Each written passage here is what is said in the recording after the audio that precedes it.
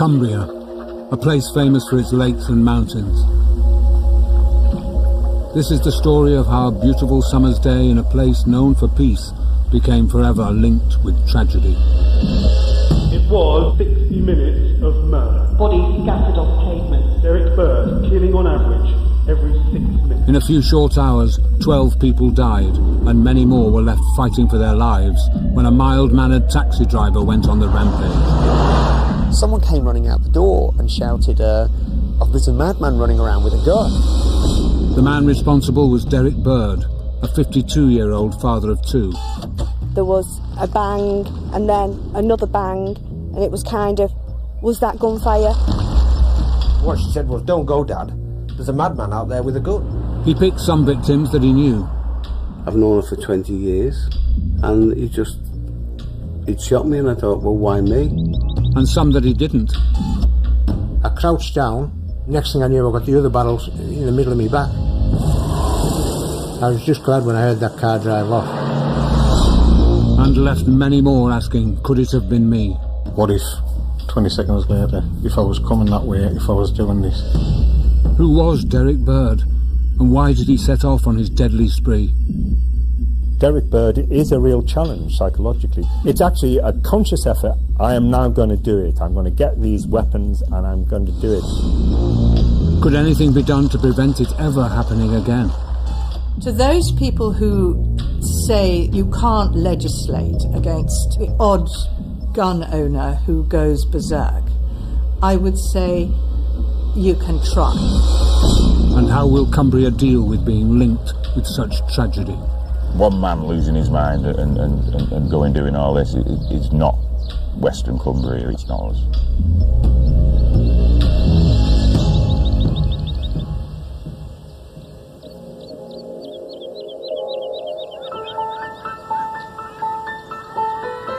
Wednesday, June the 2nd began as a typical day in Whitehaven, a small port on Cumbria's west coast. In the town, shoppers had begun to appear. Children on half-term holiday were hanging round. And on the taxi rank, the drivers were stood chatting. I dropped my wife off at work, as I normally do. She goes to work at 9 o'clock.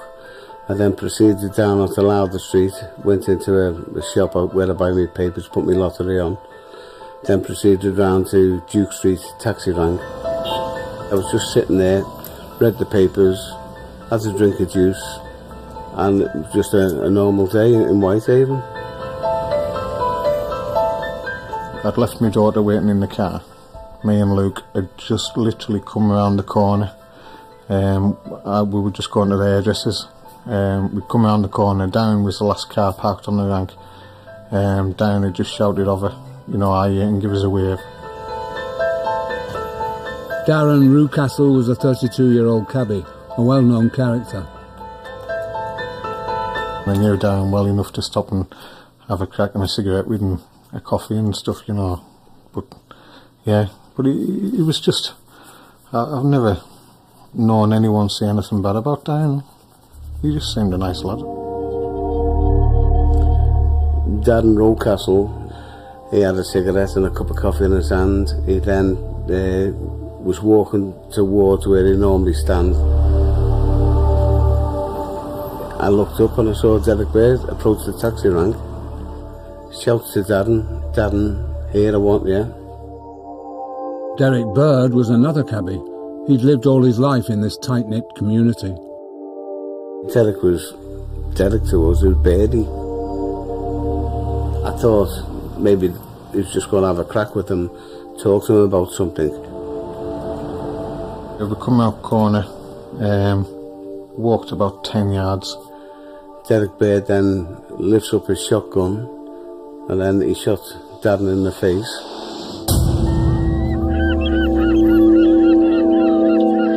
And that's when I'd said to Luke, "It's alright, don't we?" Because we both jumped. But I'd said to Luke, "It's just that exhaust on that van backfiring." Then he sort of leaned up like that, went bang again, and then as he did that, he shot his quarter panel out on the Citroen Picasso. I was shouting, "No, Derrick, why, Derrick, why? All the time, he never spoke a word to me. He just looked at me, and it was just a plain look. There was no smiling like he was happy to be doing it, or sad, or not. People say the word manic, but he just looked like Birdie. That was him.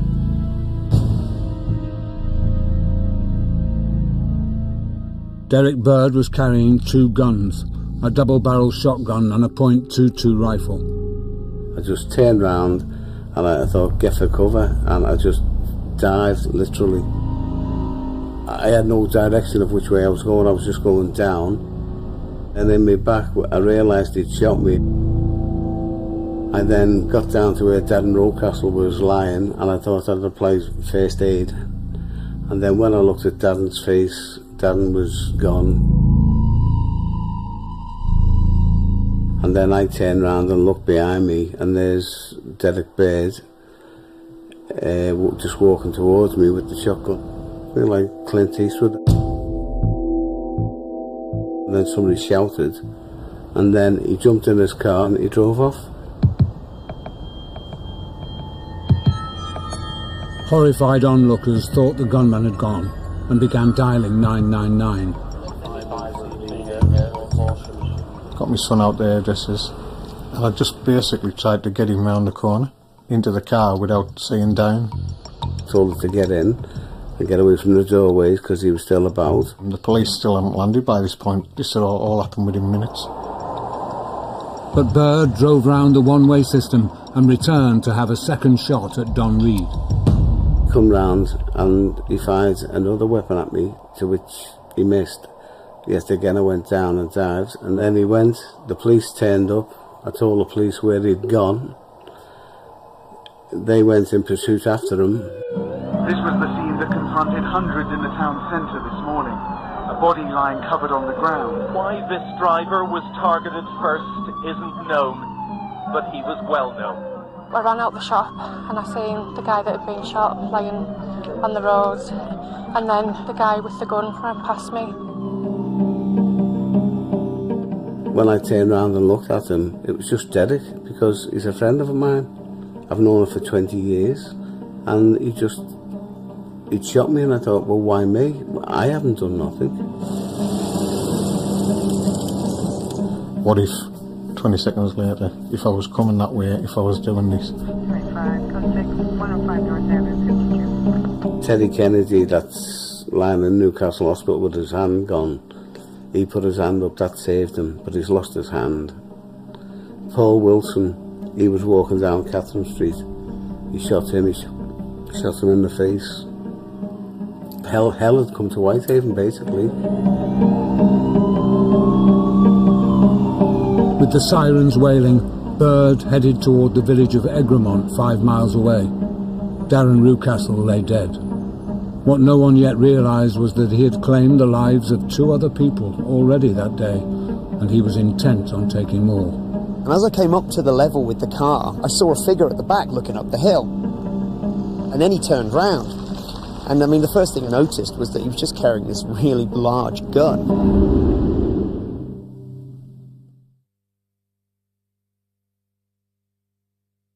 In Whitehaven, gunshots have been fired, and we're getting reports that at least 1 person has died. They're looking for a man who's got a shaved head and is driving a silver Citroen Picasso. The police are warning people in Egremont and urging people in the area to stay indoors, and there is police everywhere. Derrick Bird came from the hamlet of Rowra. He'd been married with 2 sons, but now lived alone in a small terrace. When not at the cab rank, he enjoyed a drink. An ordinary man who in Whitehaven that morning had left 1 dead and 3 other people wounded. His route now took him south towards St Bees and then across country towards the village of Egremont. There he saw Susan Hughes. At 57, she was a mother of 2 who devoted her life to caring for a disabled daughter.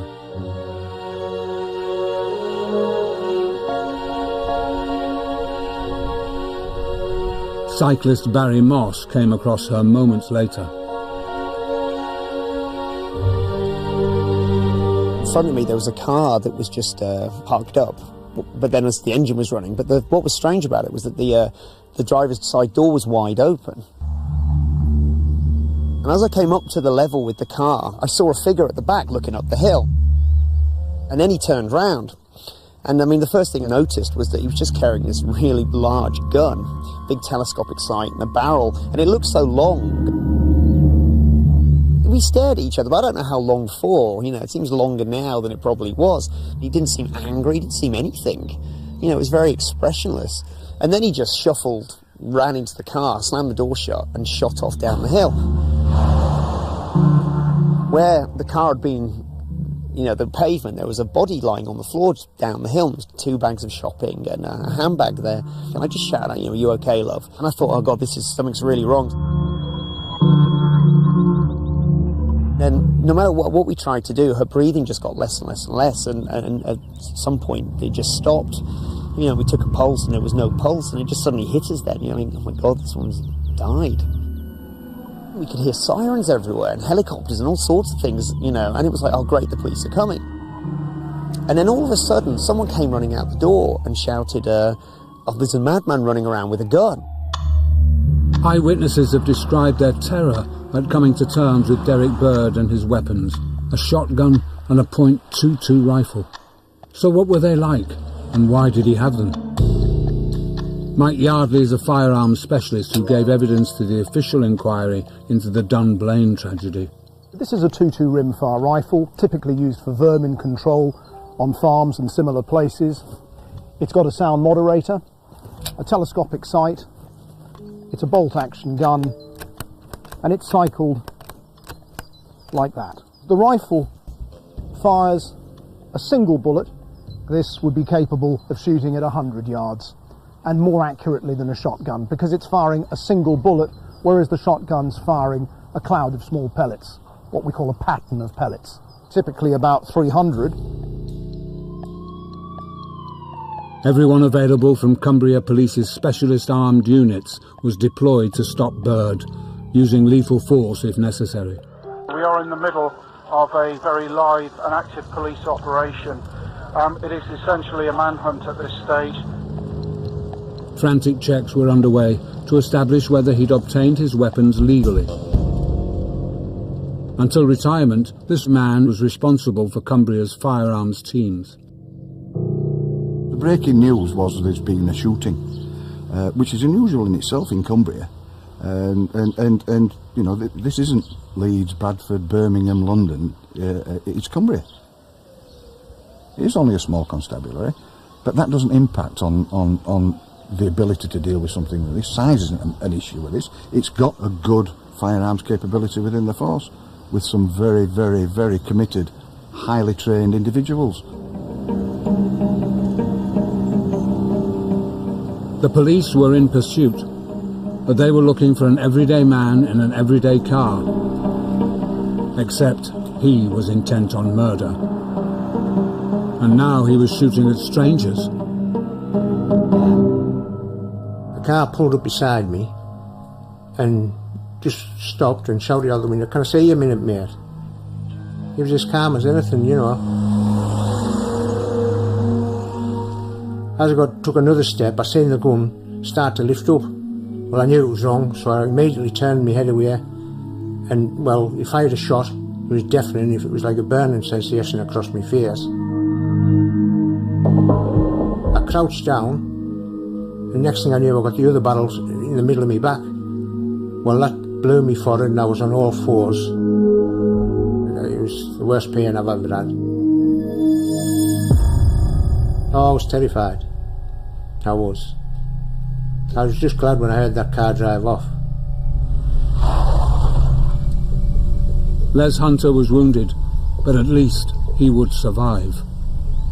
Kenneth Fishburne wasn't so fortunate. In another location nearby, one resident said he heard 2 gunshots at around 11 Mr. Fishburne o'clock. crossed the bridge, a silver car pulled over. The driver leant out of the window and fired a gun. The former soldier and security guard was shot dead as he walked into the village for his morning paper.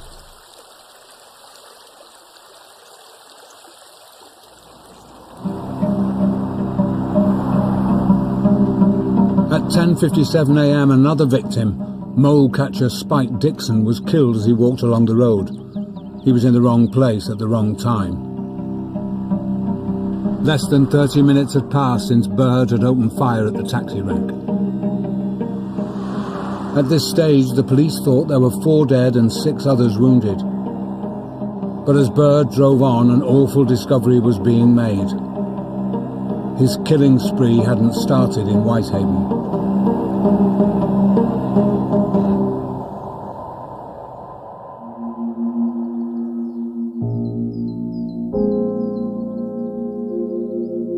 For Derrick Bird, June the 2nd had actually begun much earlier.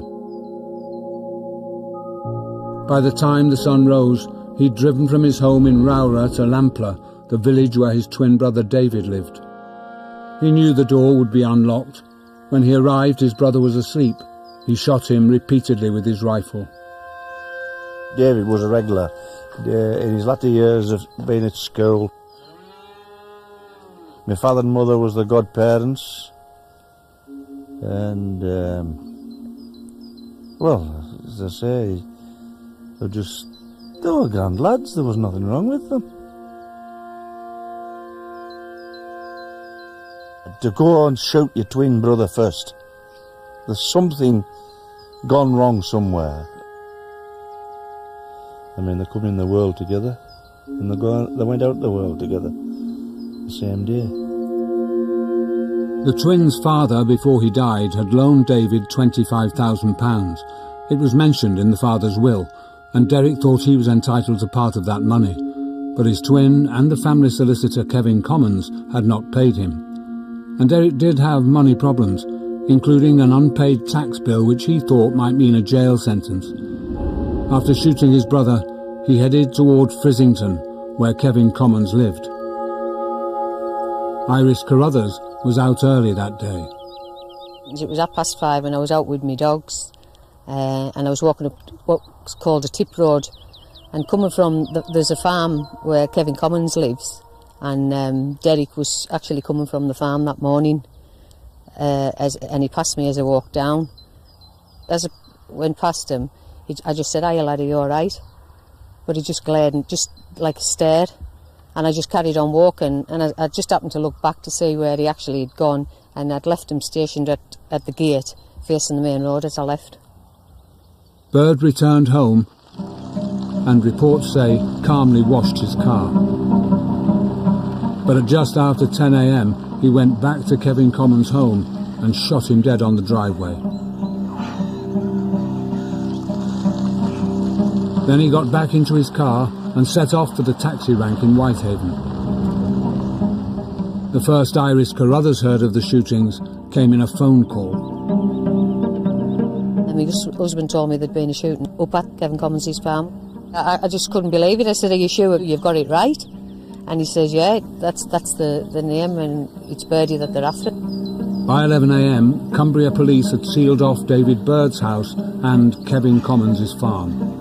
His twin brother David was one of the first victims, gunned down. The lawyer was shot dead in the driveway. Just a few miles away, Derrick Bird was still at large and still driving. He was shooting randomly at strangers, but also seemingly intent on settling old scores. A keen scuba diver, he'd fallen out with his instructor, Jason Carey. He arrived at Jason's house and banged on the door. Jason was asleep, and Bird had left before he could answer it. We are at an early stage of this investigation. We're not able to understand at this stage the real motivation behind it or establish whether this... Professor David Cantor is one of Britain's most experienced psychologists. Derrick Bird is a real challenge psychologically to try and get some understanding. It is possible that he looked at his lifestyle, he looked at the way he dealt with the public, perhaps the way the public dealt with him as a taxi driver. He wondered about what he'd achieved, and eventually it reached such a mass of concerns and frustrations that he felt he had to do something about it.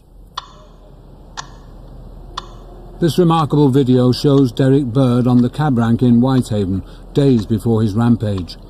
He's with Darren Rucastle, who Bird would shoot dead on June the 2nd. And to the left is Terry Kennedy, who would also be shot, but would survive having lost his hand. The fact that he presented such an amenable face to the world is possibly one of the clues to all of this, that he was really hiding his feelings, and by hiding them and not discussing them with people was fomenting an anger and a frustration that he had no way of dealing with.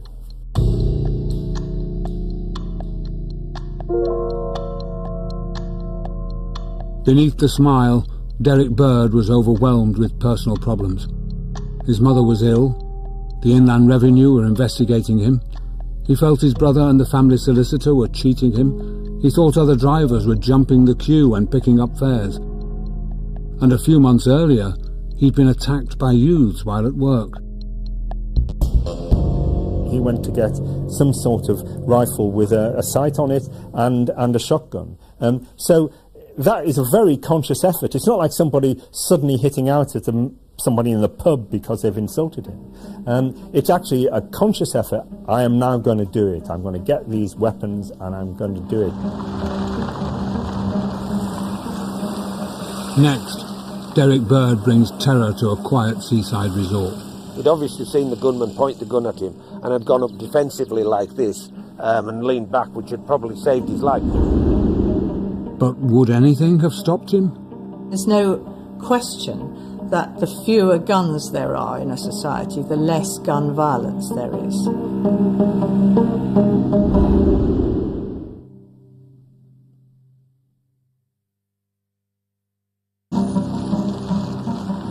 It was just over half an hour since Derrick Bird had opened fire at the taxi rank in Whitehaven.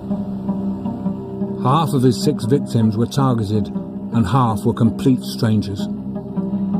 Overcome with rage, he was now shooting people at random. As he drove off from the village of Wilton, he came across 66-year-old Jennifer Jackson and shot her dead. Moments later, her husband James, who was 65, also died as he chatted at a neighbour's gate.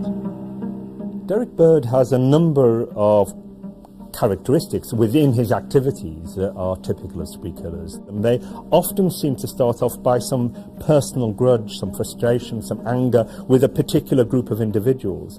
Then it spreads out into a larger group beyond that. Behind him, Cumbria police had mobilised every available firearms officer, and air support was on its way from neighbouring forces. But relying on detailed knowledge of the local roads, lanes and tracks, Bird was staying one step ahead. From the Scottish border, which is where Cumbria goes up to, right down to the Lancashire border, you've got 100 miles. With 250,000 people in such a massive area, there's an awful lot of countryside. And the area is a network of little roads, country lanes, small tracks that join these country lanes up, all with high hedgerows, and that's before you get into the Lake District. David Moore was in his garden at Seascale, the next community on Derrick Bird's route.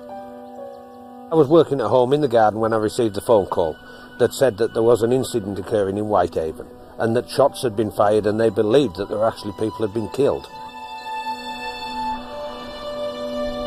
And I'm trying to get my head around this conversation I'm having on the phone. I'm saying, this is real, you know, and they said, oh yeah, we don't know exactly what, but we know there's definitely been people shot in Whitehaven. And there was a possibility that this had now moved towards Egremont, so it's appearing to be moving this way. It was 11:20 as Derrick Bird approached Gosforth. He spotted farmer Gary Purdham cutting a hedge. Gary was a well-known rugby player and coach. The two men exchanged words, then Bird shot him dead.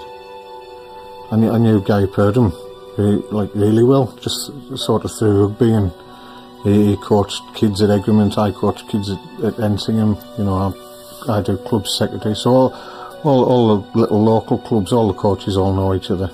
And then obviously when Gary used to play rugby as well for Whitehaven, you know, but it was just the fact that you know, Gary was just stood trimming hedges on his garden, and then, you know, he's just been killed. It's just hard to get your sort of head around why he's done it.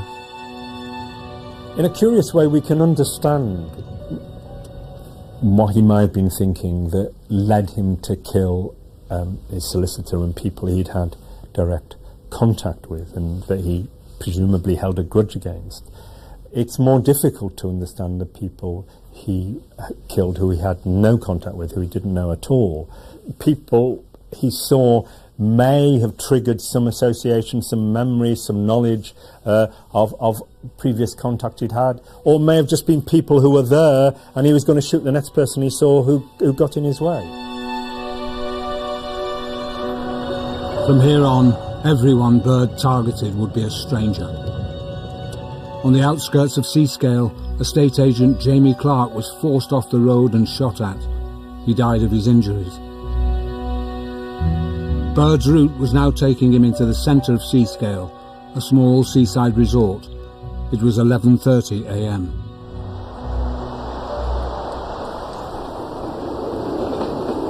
Several people have been killed and others injured in a shooting in West Cumbria. The police are warning people in Seascale not to go outdoors.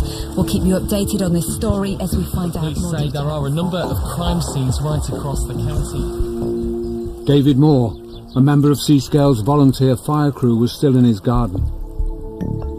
I heard a helicopter. Obviously, you know, that attracted me to stop and listen. And at that point I heard 2 shots. Looking up, I saw it was a police helicopter.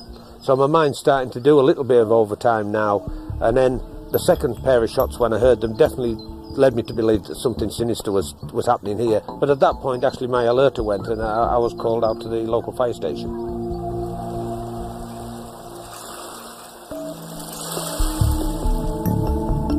It was half-term, and on the seafront, children were playing.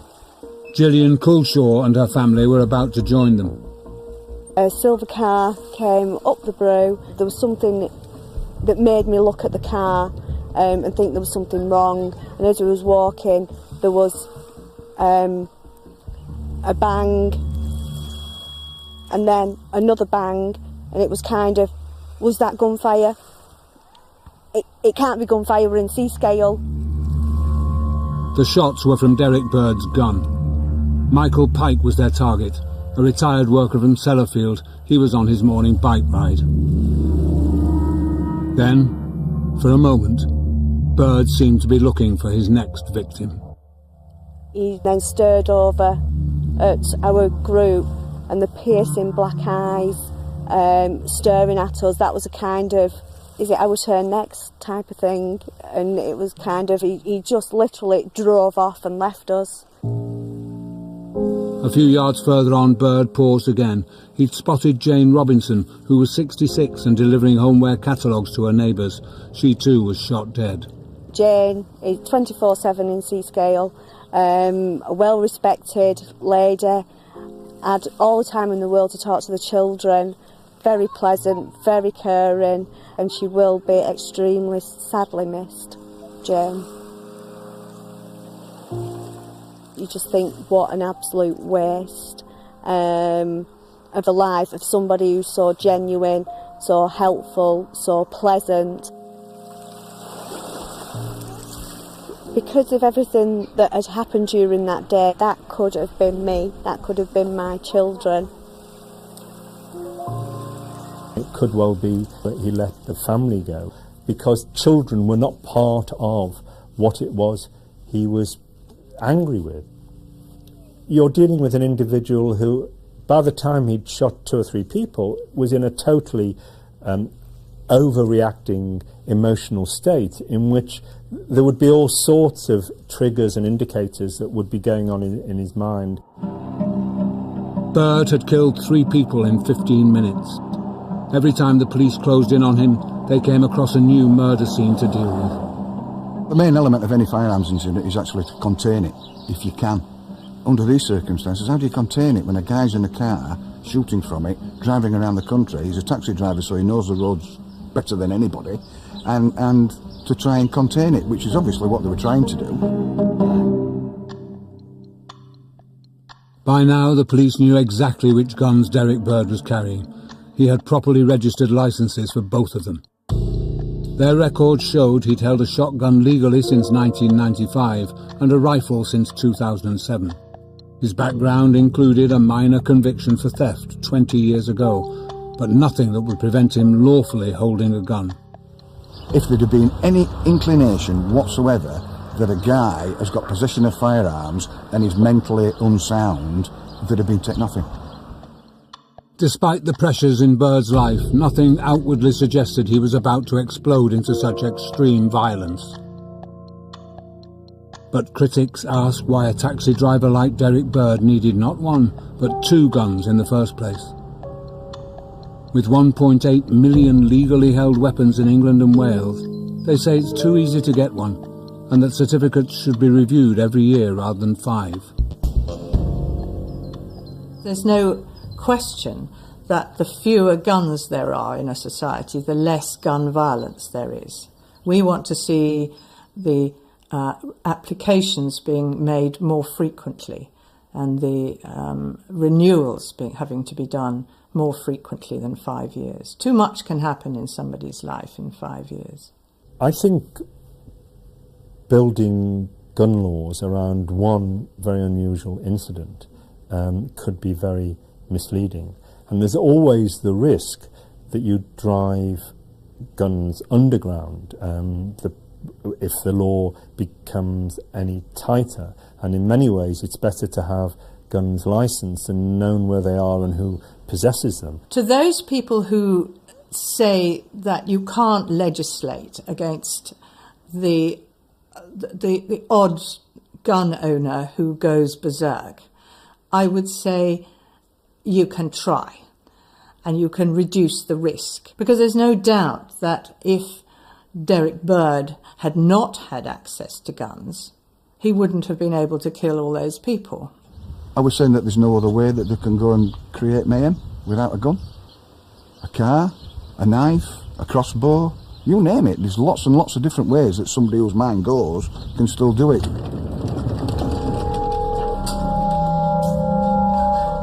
At just after 11:30 a.m, Seascale's part-time fire crew were arriving at the fire station, ready to answer an emergency call-out to what they thought was a road accident. First thing we do is get our fire kit on, come into here, which is the office. We will then take a printout which comes over the machine here, which tells me there's a road traffic collision on the Gosforth Road Seascale. Obviously, as the lads come into the station, there's mixed messages. Others have heard other things on the grapevine about there's incidents going on, there's been shooting. Obviously, that's in your back of your mind. At that time, my daughter pulled into the fire station, and what she said was, "Don't go, Dad. There's a madman out there with a gun." Not going wasn't an option. But the main thing is I want to put my daughter somewhere where she's safe. And I couldn't think of anywhere safer than just telling her to come in the fire station, and as we drove out, just lock the doors. The village is full of people, totally stunned.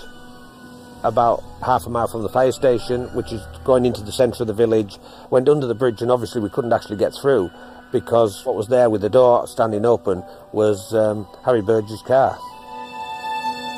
Harry Berger, the landlord of a local pub, had crashed into Bird as he had driven at speed into the town. This video was taken minutes later. As passers-by try to perform first aid on Harry Berger, a police firearms unit arrives and then heads off in pursuit of Bird. Other police then arrive, along with the fire service, and they get to work cutting the stricken driver from the car. He'd obviously seen the gunman point the gun at him and had gone up defensively like this and leaned back, which had probably saved his life because he took the shot around the arm and shoulder area. So we've got him suffering from severe gunshot wounds. I mean, these were two barrels of a 12-bore shotgun at almost point-blank range. So he did have serious injuries. Harry Berger was cut free from his car and put onto a makeshift stretcher to wait for an air ambulance. He was lucky to survive. Derrick Bird's shooting spree wasn't yet at an end.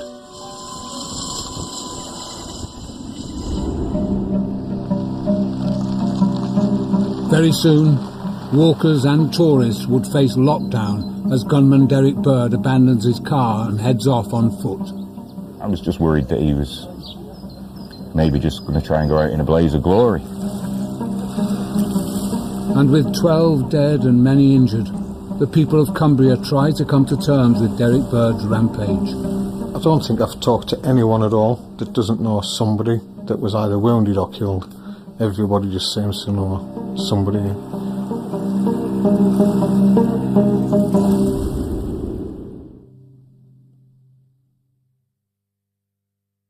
The man they're looking for, 52-year-old Derrick Bird from near Frissington, has travelled south of the county. Cumbria police said they were using every armed force in the county to try to find the man. Sellafields are closed. By noon, Derrick Bird had shot dead 12 people. He was now heading into the heart of the Lake District, where hundreds of walkers and tourists were enjoying a summer's day. Farmer Ralph Jackson was carrying out an errand for his daughter when he heard sirens. I stopped the man and asked him what was going on, and he said that there was a gunman on the rampage. So I set off to come home. Got to the road end, about 9 or 10 police cars down the lane. In the hamlet of Boot, campers were enjoying the sunshine, walkers headed for the hills, and the first visitors had arrived at the two village pubs. We got a phone call from the police saying that the suspect was on his way up the valley, and at that point they wanted us to take people into the building as a precaution. And we kind of thought, you know, it's a good place to escape up there through Hard Knot Pass and things. I thought maybe that's where he's going. Time was running out for Bird, but he was still looking for victims. Someone came running into the pub asking for a first aider, and Gareth, that's my son, who is a first aider, went. And the next lady that came in said this person who needed the first aid had been shot, and that was the moment at which we realised that this guy was here. She was taking a photograph, so the camera was responsible for it not being any worse than it was. She would have the camera in front of her face, wouldn't she? But he said, "Have a nice day." The helicopters were searching, and it did really feel as though they were beginning to really concentrate around this specific area. The helicopters weren't doing the wide sweeps anymore, they were just around and around. It was shaking the building. Since leaving Seascale, Bird had shot 3 people. Remarkably, all were still alive. Driving fast along the tight country lanes, he hit a rock and burst a tyre and was forced to abandon his car. We met a couple of armed response police, and they let us know that he actually ditched his car 200 yards up the road and disappeared into the woods. Police say the man they're looking for dumped his car in the boot area. We don't know who's actually been hurt or killed. It's unbelievable. We made even more of an effort to kind of get everybody in. I was just worried that he was maybe just going to try and go out in a blaze of glory.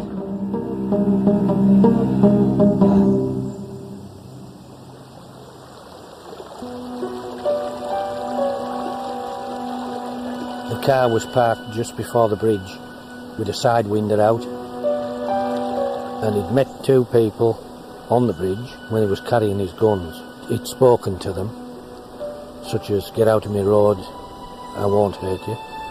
And then he come over the bridge, turned right, 100 yards down the lane, into the wood. All over. Derrick Bird's rampage was at an end. 12 people, many of them complete strangers, were killed before finally, with the police closing in, he turned the gun on himself. I don't think Derrick Bird will have really taken much notice of what was likely to happen to him. The various spree killers I've looked at, I don't think they're ever really concerned about getting stopped. They're on a path that will take them eventually to getting killed. I mean, in America they talk about suicide by cop, where people deliberately set up a situation where they know they're going to get killed by the police shooting at them. Cumbria police say they found the body of a man they believe has gone on a shooting spree. Police say they've seized a gun from the scene and are working to formally identify the man. More than 40 armed police had been deployed to try to stop Bird, but in the wooded lanes and back roads he'd always stayed one step ahead. It would appear that they've never had the opportunity of actually confronting Bird before he actually took his own life. Had they had, they would have dealt with it, I'm sure, in the most professional way that they're trained to do so. You just cannot get your head around it. Why? You keep saying to yourself, why? Why did it happen? If he wanted to shoot himself, why didn't he go and shoot himself up that valley somewhere, if he that was inclined to be, instead of taking innocent people's lives? He's ruined people's lives.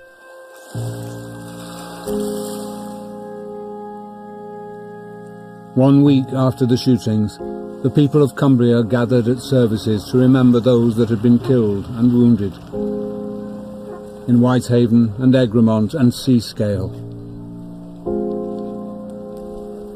We're a small rural village. These things don't happen to us, or we believe they don't happen to us. Their home, somewhere that one of the victims described as paradise, was now forever linked with places where similar tragedies had happened. Places like Columbine, Dunblane and Hungerford. Hungerford, where 2 decades before they'd suffered the same trauma when Michael Ryan shot dead 16 people before turning the gun on himself. Ron Tarry was then the town's mayor. I think in Cumbria they can, as a community, recover from it, although some individuals will find it difficult or impossible to come to terms with such dreadful events. The only lesson I think we could learn that we in Hungerford were helped by the fact that we all pulled together. I think that helped. You can do a great deal more as a community than you can as an individual. And I know by the strengths that we have in this community that we will come through this. It will be difficult for some families, but we will work together, and as a community the strength that we've shown already will prove that we will come through this, and we will come through this stronger than ever.